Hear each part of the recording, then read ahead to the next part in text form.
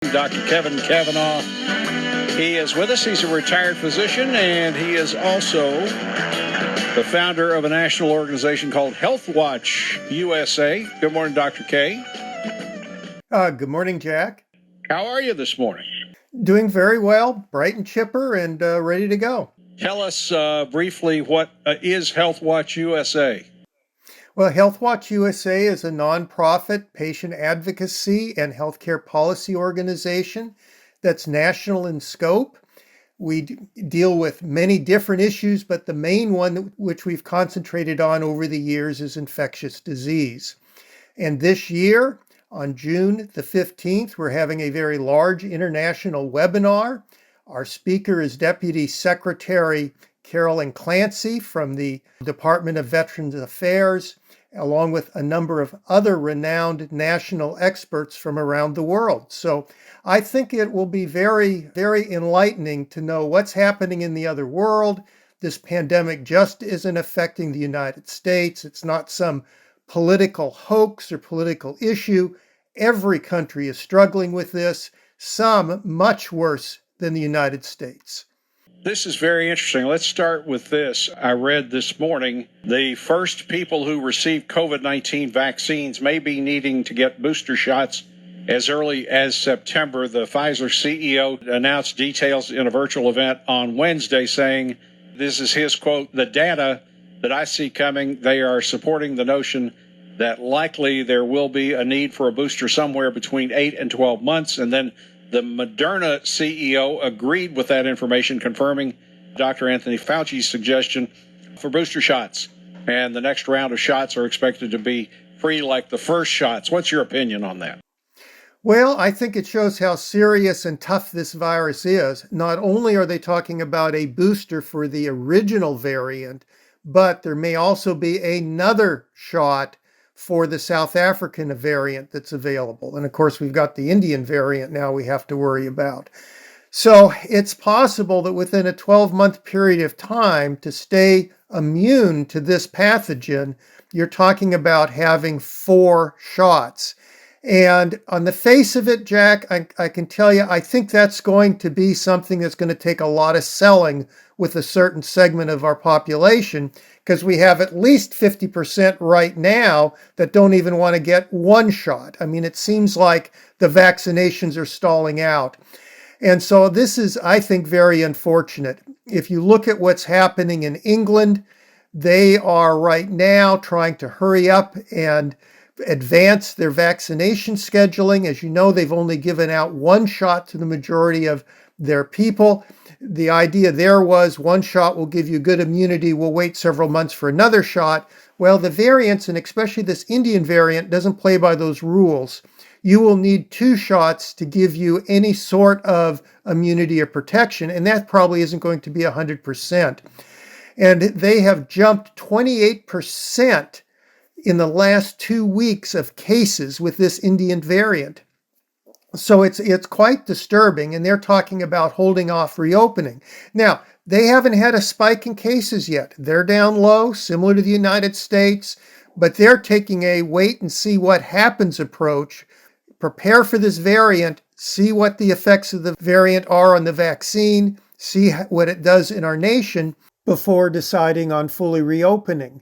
In the United States, we don't seem to be doing that. We're just reopening in most parts. And from what I'm seeing, there are areas where simply no one's wearing masks. And that's quite dangerous. If you have half the population that's not vaccinated, an Indian variant, which may spread and spread very quickly, we may be setting ourselves up for a severe surge again. And so that to me is concerning. Jack, I view this kind of like in World War I when you're in the trenches and you have to get out of the trench and run into no man's land. Well, let the guy next to you get out first. Let's see what happens in England before making a final decision. And that's what I would have preferred. And we're only talking weeks here. We're not talking about months or a year. And we're just talking about wearing a mask and doing social distancing. It's not like anything that is, in my opinion, a big deal. I mean, that to me is a very small consideration to do in order to obtain security of the population and to make sure that we don't have another surge. This is a ridiculous question, but I'm going to ask it because somebody actually asked it on our text line. Ask Dr. K if he has any financial interest in any company providing the vaccine.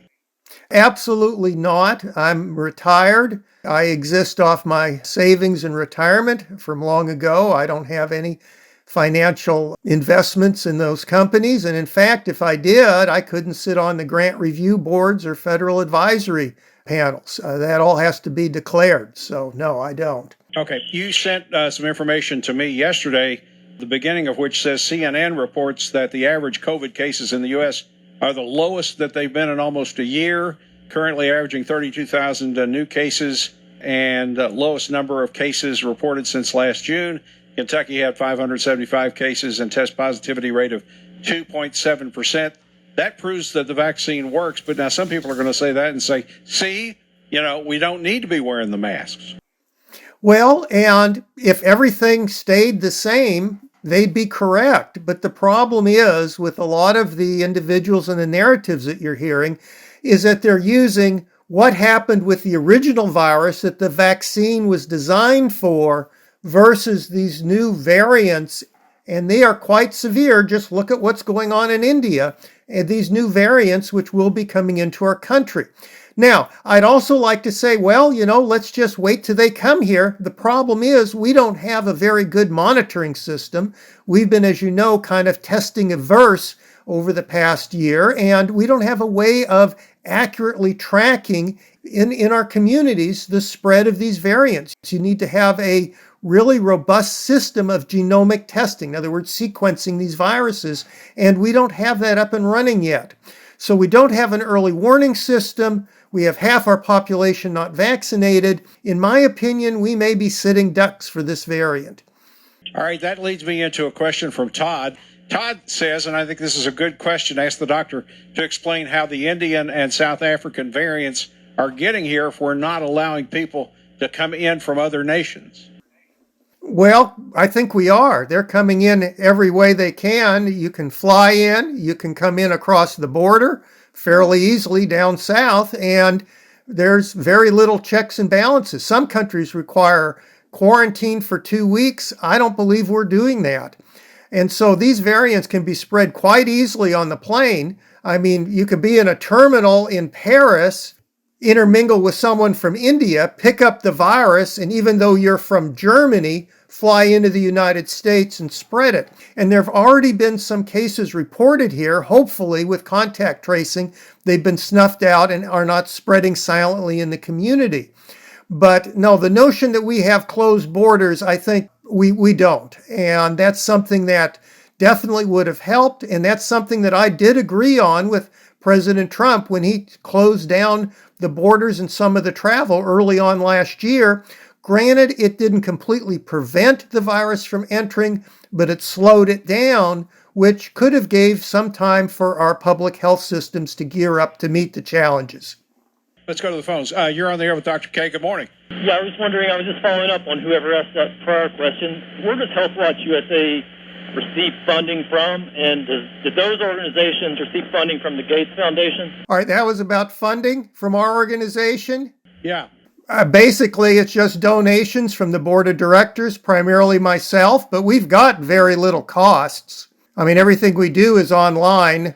It's not a big cost. We have no paid employees. We don't buy advertising. What we do is get donations from people, mainly from the board of directors. Our largest donor is from, actually right now, is in kind, I would say, is Infection Control Today that's running an ad for our conference. So all of it's very low cost. We're just a bunch of old retired guys. And some more questions coming in. Has the pandemic exposed the global susceptibility to bioterrorism, in your opinion? Well, definitely, but it also, to put some fears or to lay at rest some fears, exposed how difficult bioterrorism would be, because once you release a pathogen, it's pretty hard to control it. It will mutate and then kind of like a boomerang come back to haunt you. That's one of the reasons why really, when you look at bioterrorism, people have used anthrax, which tends not to spread around globally so much, is more controllable as far as delivery and staying in one place. if you are going to pick a pathogen for bioterrorism, coronavirus probably wouldn't be it. It's highly infectious. It mutates, so what you release isn't necessarily what's going to come back on your shores. So I don't think this was released on purpose. I don't think it is a biological weapon. On whether or not it was released accidentally from the lab, for that, I have to agree a little bit with Senator Paul in that there's some concerns there. And that's something that we've recently written about in Infection Control Today.